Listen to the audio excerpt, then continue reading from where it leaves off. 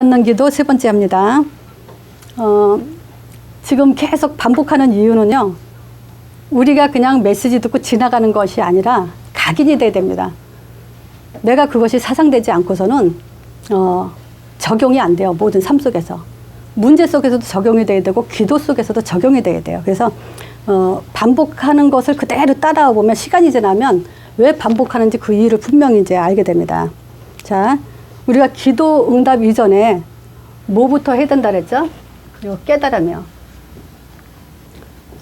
깨달음은 또 다시 말하자면요, 하나님의 말하시고자 하는 말귀를 알아들었다는 얘기예요. 그 말귀를 알아듣는 사람한테 우리는 응답을 하는 거지, 기도한다고 해서 응답을 주시는 게 아니에요. 그래서 먼저 깨달음이에요. 그러면 이 깨달음은 우리에게 어떤 것으로 가게 되냐면요, 믿음으로 가게 돼요.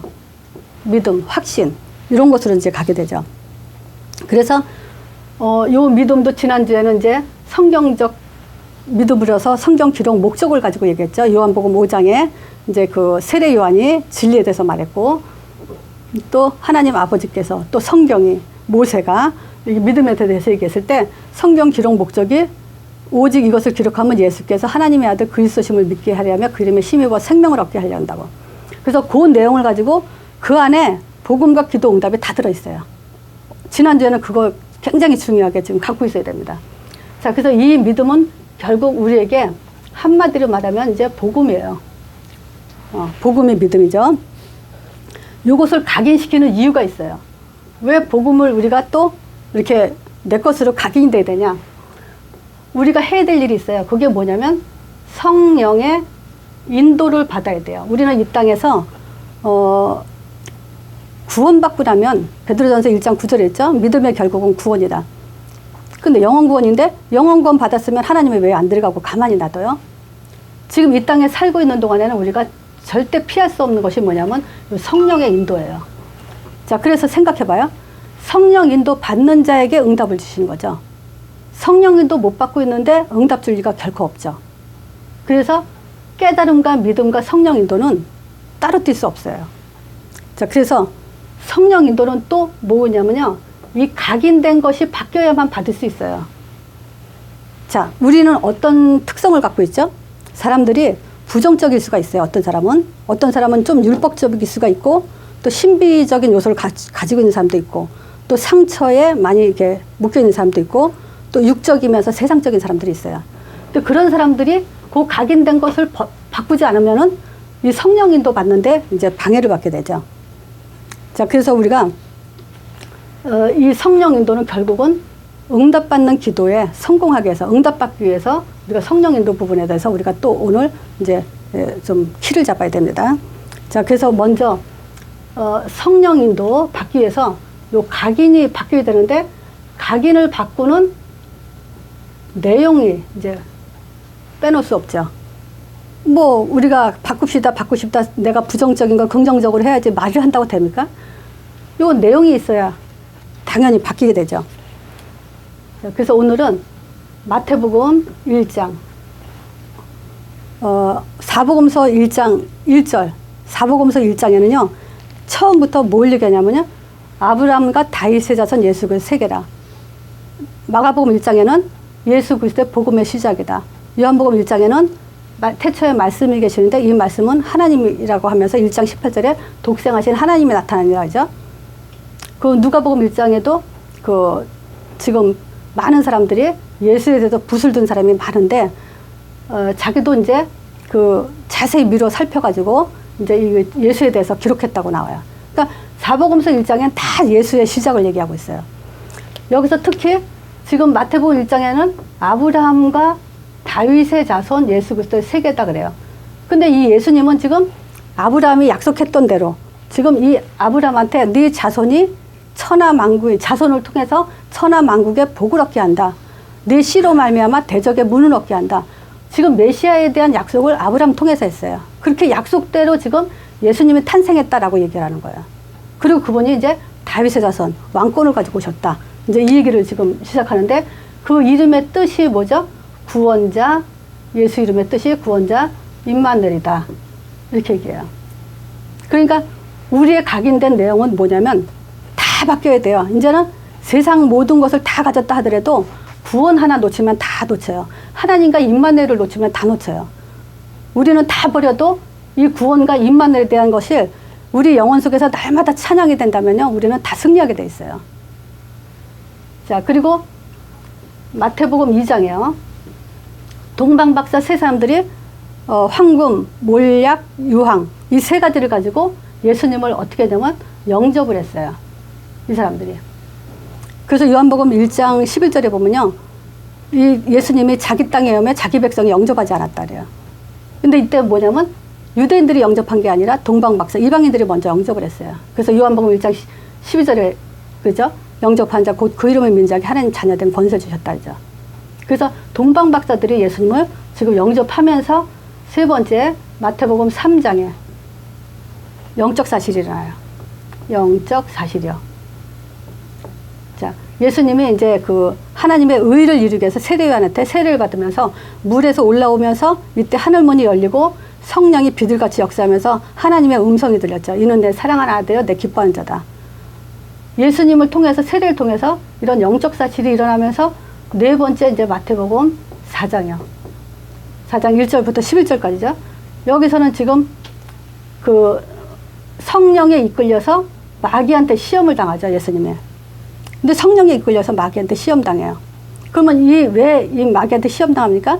첫사람 아담이 이제 선악과 시험에서 실패하고 모든 사람이 죄인이 됐기 때문에 지금 하나님께서는 예수님을 통해서 이제 그 예수님의 시험을 통해서 이 시험이 어떻게 이겼는지를 알게 하면서 예수님이 승리함으로 인해서 우리가 이제 예수 이름으로 모든 것을 승리하게 한 거죠. 그래서 어떻게 이깁니까?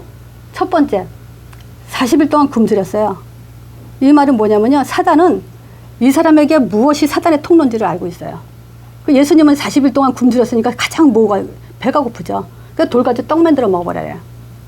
지금 우리가 40일 동안 굶주렸다면은 그 에서가 그랬잖아요. 팥죽 그냥 장 잡고 팔아먹잖아요. 배고프니까.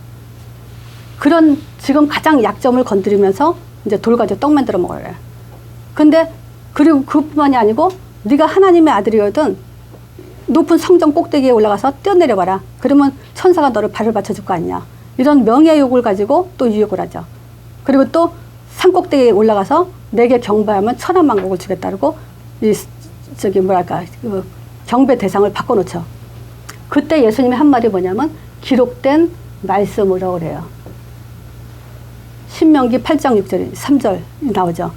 사람이 떡으로만 살 게 아니다. 그리고 사람의 너희 하나님을 시험하지 말라. 그리고 다만 하나님께 경배하라 했다.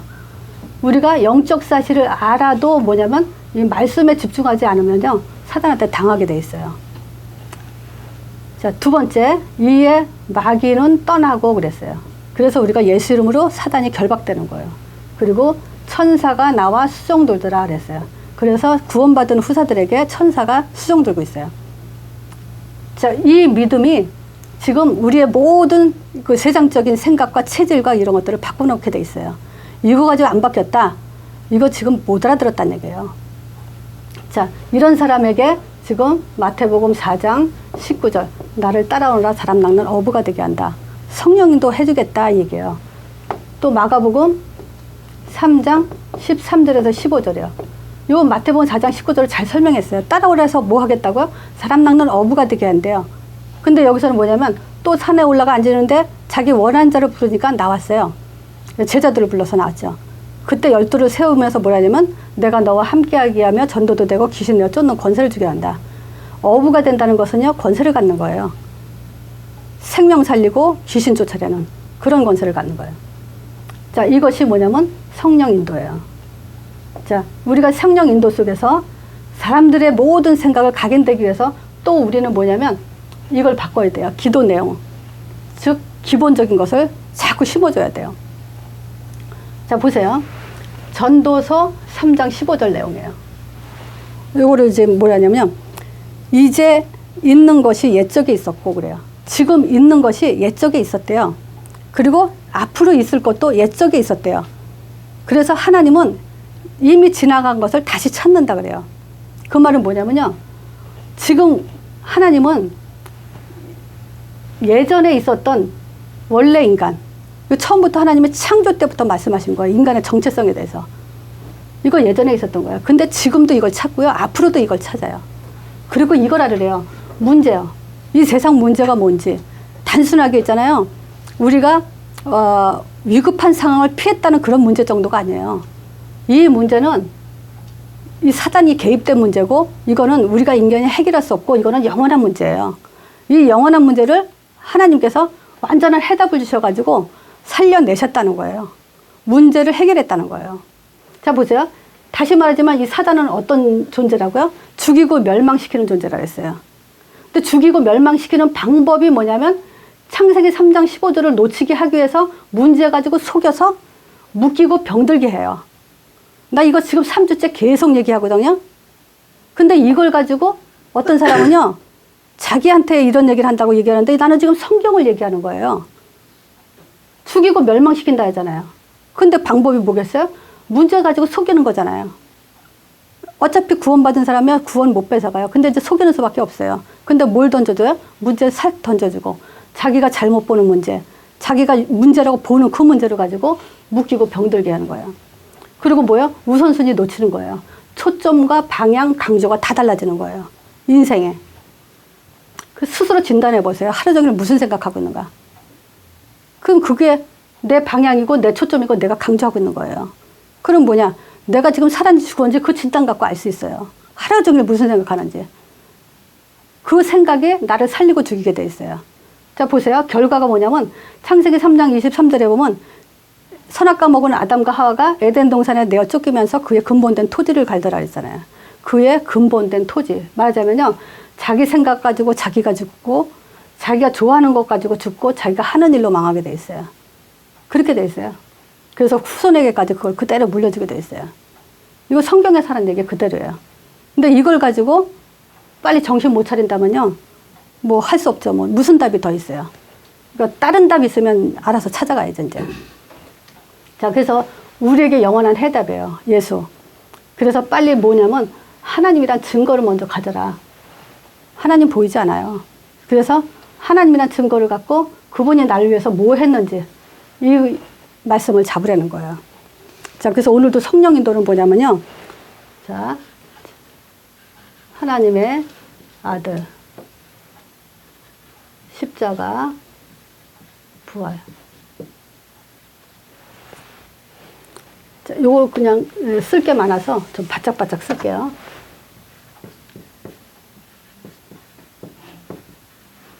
자, 요거에 이제 하나님의 아들 그러면 하나님이란 증거. 또는 이렇게도 생각해야 돼요. 우리는 이제 하나님을 보고 믿는 거예요. 그래서 하나님을 본 믿음. 또 제사장은 뭐냐면 모든 문제 끝난 믿음이에요. 그러면 이제 십자가로 모든 문제 끝났구나. 이렇게 믿는다면 우리는 문제 가지고 또 십자가를 적용하는 거예요. 문제 속에서 십자가가 모든 문제 끝났다는 나의 증거다. 요거를 갖는 거예요. 부활을 통해서 이제 모든 사단의 권세가 꺾였어요. 근데 이 선지자 제사장 왕의 기능 직분이요, 우리에게 그대로 예수 이름 부른 자에게 그대로 갖게 돼 있어요. 그래서 우리는 왕 같은 제사장이라 하잖아요. 하나님 형상이라는 건요, 정체성은 뭐냐면 왕 같은 존재예요. 하나님은 왕이시잖아요. 그래서 우리도 왕 같은 존재라는 거예요. 우리는 선지자 제사장 왕의 기능을 다 갖고 있는 존재예요. 자, 요거를 지금 사도행전 1장 1절 이제 그리스도죠. 데빌은 내가 먼저 쓴 그래는 그리스도는 우리에게 이제 반석 같은 이제 믿음을 갖도록 하는 하나님의 주신 답이에요. 창세기 3장 1절에서 6절 영원한 문제를 해결했죠. 또 어떤 면에서는 이제 마태복음 1장 1절이라고 얘기도 돼요. 자, 부활은 이제 다시 하나님의 아들 그러면 하나님을 본 믿음, 십자가는 모든 문제 끝난 믿음, 또 부활은 뭐냐면 사단으로부터 승리한 믿음. 사단 권세가 완전히 깨뜨렸으니까. 자, 근데 이 그리스도는 곧 누구죠? 바로 예수예요. 예수는 그리스도죠. 자, 이 예수님을 영접했을 때 지금 마태복음 3장 16절, 17절 하늘문이 열리고 성령이 비둘기같이 역사하는 그런 역사가 일어나죠. 이런 영적 사실이 반드시 일어나요. 영접을 통해서. 그래서 우리가 지금 예수 이름 부를 때도 성령이 역사한다는 근거가 이거예요. 예수님이 영접했을 때, 예수님이 세례받을 때 일어난 일을 그냥 그때만 일어난 게 아니에요. 예수를 통해서만 반드시 이런 영적 사실이 일어나게 돼 있어요. 자, 그러면 이제 네 번째요. 예수 이름을 부를 때 영적 사실이 일어나는 것처럼 하나님 나라가 임하는 거죠. 영적 사실 똑같은 얘기예요, 사실은. 자, 이 하나님 나라가 임했다는 말은 무슨 말하고 똑같다 그랬죠? 음부의 권세가 결코 이기지 못해요. 하나님 나라를 이길 사단은 없어요. 하나님 나라를 이길, 성령의 사역을 이길 그 어떤 존재도 이 세상에 없어요. 그리고 또 이 흑암이 꺾이기 위해서는 하나님 나라가 임해야 돼요. 사실. 그래서 우리가 예수 이름을 부르라는 거예요, 우리가. 하나님이 주신 것이. 그러면 이 음부의 권세가 이기지 못할 때 지금 어떤 일이 하죠? 천사가 나와서 수종든다고 마태복음 4장 1절에서 11절에 얘기 나오죠. 자, 이 하나님 나라. 음부의 권세가 이기지 못해요. 천사의 사역이 일어나요. 하나님 나라는 첫 번째 어떤 이해를 하랬죠? 구원이 완성된 그 하나님 나라라고 이해하랬죠? 그럼 이 하나님 나라를 통해서 우리가 이제 교회라는 것을 가지고 이제 성령인도 받게 돼 있어요. 이제 구원받은 자들이 이제 교회를 가죠. 자, 그러면 교회는 뭐냐면 마태복음 4장 19절 예수님들을 따라가게 하는 신앙생활을 하게 돼요. 마가복음 3장 13절에서 15절. 이 응답을 받도록 교회는 계속 말하자면 성령 인도받도록 이제 해줘야 돼요. 자, 근데 보세요. 요 성령 인도는 다시 말하면 아까 그랬죠? 각인된 것이 치유가 돼야만 인도받는다 그랬어요. 각인된 것이. 말하자면 요 두 개는 각인의 내용이라고 치면은 요 성령 인도받는 것은 각인의 방법이 있어요. 그것이 뭐냐면 개인적으로 봤을 때, 한 사람 개인을 봤을 때 요 사단의 전략을 알고 속지 말아야 돼요. 사단의 전략은 뭐냐? 사람들이요, 계속 이 복음을 지속할 수 없는 환경과 사건과 문제 속에 자꾸 빠지게 해요. 복음을 지속하는 방법이 뭐예요? 언약 기도거든요. 요 언약 기도를 놓치고 자꾸 종교 기도 하도록 만들어요. 문제 가지고 기도하라 그래요. 근데 물론 우리가 이게 있어요. 교회 안에서 우리가 교회 문제를 가지고 같이 합심 기도하는 거는 그냥 제목이 있어도 돼요. 그렇지만 내가 혼자 개인이요, 사단의 전략을 이기기 위해서는 이 언약 기도로 힘을 얻지 못하면은, 확신 가운데 거하지 못하면 답이 없어요. 근데 불신앙 체질, 또 부정적인 성격, 또 염려, 환경 이런 것들을 어떻게 넘어서요? 그 언약 기도라는 건 뭐냐면요, 저 하나님 아들 예수 이길 문제 없다. 십자가 이길 문제 없다. 부활의 능력 승리의 증표죠. 부활의 능력 이길 문제 없고 하나님의 이름 예수 이거 이길 문제 없다. 이게 언약 기도예요. 그 문제 가지고 저거 외치는데 문제가 보이겠어요? 그러면 그 문제가 우리가 절대 해결할 수 없는 문제들이 이 문제 저 문제 오는데 우리가 그걸 어떻게 이겨요? 사단이 또 문제 갖다 주는데 우리가 그 문제를 어떻게 이깁니까? 그러니까 이 언약 기도 못하게 해가지고 계속 사단의 전략 속에 말려 들어가는데 개인이 실패하게 만드는 거예요. 그러니까 우리는 지금 기도에 대해서 정신 차려야 되고, 또 뭐가 있냐면 문제 보는 눈에 대해서 지금 빨리 치유를 받아야 돼요. 문제를 어떻게 보냐에 따라서 문제에 걸려 넘어지기도 하고 뛰어넘을 수도 있어요. 자, 문제 아까도 보면 그 문제가 지나가는 문제가 있고 하나님 계획이 있는 문제가 있고 또 내가 갱신해야 될 문제가 있어요. 그럴 경우에 이제 문제 보는 눈이 또 달라지고, 또 한마디로 말하면요, 지난주에 많이 했지만 하나님 형상대로 지음받은 인간에게 문제가 있냐? 정체성만 갖고 있어도 문제는 넘어설 수 있어요. 내가 누구냐에 따라서 달라질 수 있어요. 하나님은요, 문제에 휘둘리는 분이 아니에요. 그죠? 문제 때문에 좌우되는 분이 아니죠. 그래서 인간도 그런 존재를 창조했어요. 문제 때문에 좌지우지 되는 존재가 아닌 거. 그래서 문제 보는 눈에서 우리가 바뀌어야만 사단의 전략에서 빠져나오고 내 개인이 실패하지 않아요. 그렇게 되면 이제 선택하고 결정이 달라지죠.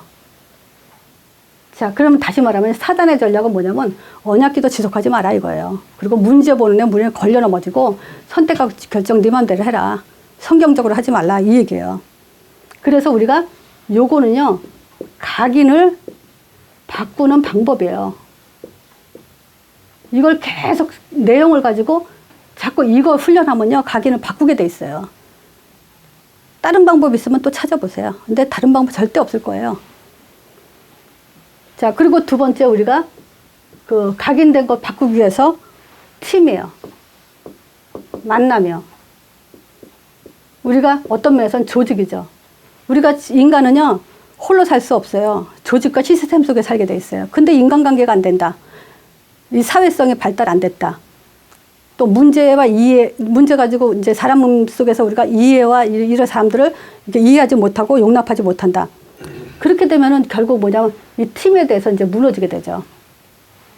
그래서 우리는, 자, 보세요. 치유라는 것은, 성령 인도 받기 위해서 치유를 받아야 되는 것은 뭐냐면 이 두 가지예요. 내 개인과 이 팀에 대한 치유를 받는 거예요. 그러면 비로소 다섯 번째, 이제 땅끝이라는 한계 없는 전도의 응답을 받을 수가 있게 돼 있어요. 자, 그러면 하나님은 여기다 이제 천국 열쇠를 이제 사용하도록 이제 열어주게 돼 있죠. 자, 그래서 보세요. 사도행전 2장의 1절에서 47절에 보면요. 마가다라 방에 임한 하늘문이 열죠. 성령의 바람같이 오순절 날에 성령의 바람같이 불같이 성령 역사 했잖아요. 그건 뭐냐면 하늘문이 열렸다는 얘기잖아요. 그죠? 첫 번째, 바람같이 불같이 2장 1절에서 4절에 보면요. 성령의 충만한 역사가 일어났어요. 자, 그러면 이 성령의 충만한 역사는 그냥 역사 일어난 게 아니라 방향을 두고 있죠. 2장 7절에서 9절이요. 15 나라라는 전도의 문을 가지고, 목적을 가지고 방향을 갖고 역사했어요. 그 안에서 이제 2장 17, 19절에 보면요. 이제 말씀을 성취시키죠. 우리가 예수는 그리스도다라는 말을 날마다 가르치며 쉬지 않았다 그래요. 사도들이요. 2장 41절에 보면 이제 3천 제자가 일어났어요. 자, 그리고 날마다 모이며 떡을 떼면서 이제 현장이 정복됐어요. 자, 여기서요, 우리가 뭘 알아야 되냐면요. 성령 인도가 뭡니까? 이제 성령 인도 받아야 된다는 건 알았죠? 아, 우리가 이제 성령 인도 받아야 되는구나. 성령 인도 받기 위해서 이제 내가 지금 복음 지속해야 되고 문제 보는 눈이 있어야 되고 선택과 결정을 잘해야 되는구나. 알았죠? 근데 성령 인도 과연 내가 받았는지 못 받았는지 어떻게 알아요? 아, 내가 성령 인도 받았다는 증거가 어디 있어요? 그게 이거예요. 성령 충만 속에 들어가는 거예요. 전도의 문이라는 방향을 가지고 우리가 이제 이 응답을 받아 나가는 거예요. 늘 말씀 성취 속에 있어야 돼요. 또 제자라는 응답을 받아 나가야 돼요. 현장이 정복될 수 있는 그 힘을 가져야 돼요. 요게 이제 성령 인도 받았다는 거예요. 성령 인도 받으면 기분 좋고 성령 인도 못 받으면 기분 나쁜 거, 그거가 성령 인도가 아니에요.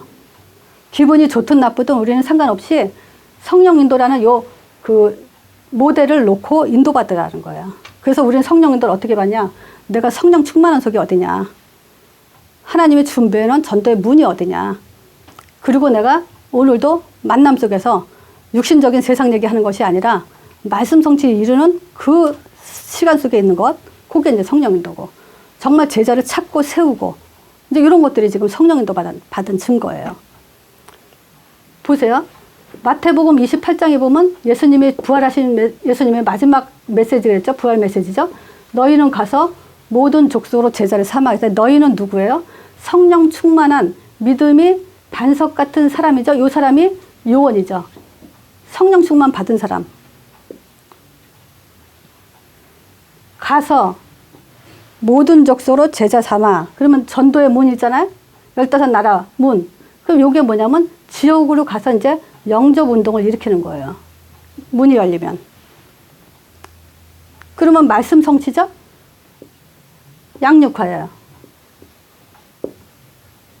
말씀을 가지고 지속 양육하고 3천 제자가 나오면 이제 세례화.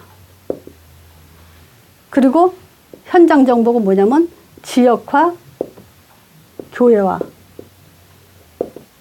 이거 하려는 거예요. 잠깐 이제 예를 들면 얘기하면요. 지금 오늘 성령 인도받는 본문이 뭐냐면 사도행전 1장 8절이에요. 오직 성령이 너에게 임하시면 걷는 바고 땅까지 내 증인 되리라. 요 말이 얼마나 중요하냐면요. 지금 우리 역사에 이제 정조라는 왕이 있죠. 정조왕. 자, 이 사람이 그 사도세자의 아들이죠. 이 사도세자의 아들이 이 사도세자의 아들이 왕이 되면 어떻게 돼요? 사도세자, 그러니까 아버지를 죽인, 정조의 아버지 사도세자를 죽인 사람들이 이제 정조가 왕이 됐다. 다 죽지, 이제.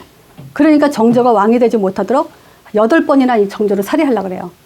근데 안 죽고 왕이 돼요. 그 왕자리에 딱 앉아가지고 제일 먼저 한 말이 뭐냐면 나는 사도세자의 아들이다. 원래는 이 정조가 사도세자의 아들이 되면 죄인의 아들이 왕이 되기 때문에 그 사도세자의 형이 있어요. 그 형의 아들로 효족을 옮겨요. 그래서 사도세자의 아들이 아니라고 하고 왕을 세웠는데 의자에 딱 앉자마자 나는 사도세자의 아들이다 그래요. 그러니까 이제 많은 이제 정조의 이 말 한마디에 덜덜 떠는 사람들이 많죠. 근데 이제 이 사람이 한 번에 이제 그 복수를 못 하죠. 근데 나중에 살살 하면서 또 이렇게 끌고 가는 그런 정책을 피면서 굉장히 이 정조가 나라를 통치 잘해요. 그래서 지금 이제 이 사람이 왕자리에 더 있었다면 세상을 많이 달라졌을 거라는 평가를 지금 하고 있죠. 근데 이제 이 정조가 죽으면서 마지막 한 말이 뭐냐면 처음에는 무슨 그 냄새인가 이것 때문에 그렇게 혼 상태에 빠져 있다가 이제 죽는데 마지막에 한 말이 뭐냐면 수정전 요 소리를 하고 죽어요. 마지막 한 말이에요. 그러면 이게 무슨 소리 같아요? 승희야, 이게 무슨 소리 같으냐? 수정전 하고 죽었으면 그거는 뭘 암시하냐면 나를 죽인 사람이 이 수정전에 있다. 이 수정전은 뭐냐면 그 정조의 할머니가 머무는 곳인데 이 할머니는 그 정조하고 7살밖에 차이가 안 나. 그러니까 그 사람이 결국은 독살했다고 그 후대에 계속 이렇게 추측을 하고 있다고. 수정전이라고. 근데 그때 당시에 사람들이 이 왕이 그러고 죽었으니까 저기 할머니가 누구냐면 정순왕후거든. 이 정순왕후를 잡아서 이렇게 뭘 못한다고. 근데 근거가 없으니까. 그러니까 이 죽으면서 마지막에 수정전 한 것이 지금까지 이제 정순왕후가 죽였다고 우리 그래 단정을 못하는 게 뭐냐면 왕이 죽으면요 빨리 그 도장을 가지고 정순왕후로 가져가야 돼요. 제일 어른한테. 근데 정순왕후한테 가져가지 않고 그 세자를 세워놨는데 그 세자한테 그 어인이 갔대 도장이. 그러니까 정순왕후는 그 도장하고는 상관이 없기 때문에 정조를 죽이지 않았다 이렇게 평가가 나왔다고. 근데 문제는 뭐냐면 그러면 왜 이 정조가 수정전하고 죽었을까? 여기에는 굉장히 의문이 남고 의미가 있단 말이에요, 이게. 그래서 지금 이 자료를 찾으면서 지금 이 의미가 뭐냐고 찾는데 이 세상 이런 것들은 이제 답이 없어요. 결국은. 죽은 사람이 말이 없는데 결론은 뭐 들죠? 지금 이 얘기를 하려고 하는 게 아니고요. 예수님이 하늘로 올라가기 전에 마지막 한 말이 뭐냐면 오직 성령이 너에게 임하시면 너희가 권능을 받고 예루살렘과 온 유대와 사마리아 땅끝까지 내 증인이 되리라 그랬어요. 요 말하고 나하고 상관이 없으면요. 요 말하고 나하고 선택과 결정이 달라지면요. 우리는 100% 실패하게 돼 있어요. 내가 또 얘기했지만 하나님은 이 말하고 올라가가지고 집중하고 있어요, 여기에. 너희들이 지금 뭐 하고 있나 하고. 그랬잖아요, 예수님. 마지막 한 말. 이 말이 마지막 유언이 얼마나 유효해요. 이게 얼마나 중요해요. 예수님의 한 말은 이거 외에 없어요, 이제 끝에. 이 성령 임하면 건너면 그 땅까지 내 증이되라. 그 성령 인도는 이거예요. 이 속에 있는 것이 성령 인도예요. 이거 하기 위해서 우리가 지금 성령 인도의 근거가 뭔지를 찾아 나가면서 이걸 받아 나가는 거예요. 그래서 엉뚱하게 우리가 기분 좋으면 성령 인도 받았고 기분 나쁘면 성령 인도 못 받았다고 이런 기준이 아니에요. 이걸 가지고 계속 우리 받아 나가야 돼요. 그래서 다음 주는 이제 성령 인도죠. 성령 인도 받는 사람이 뭐예요? 응답 받아요. 그 응답이 뭐냐? 진짜 응답이 뭐냐? 이제 이거 응답을 가지고 우리가 진짜 응답이 뭔지를 또 찾아 나가야 돼요. 성경적으로 찾아야죠. 여기까지 아주 마치겠습니다.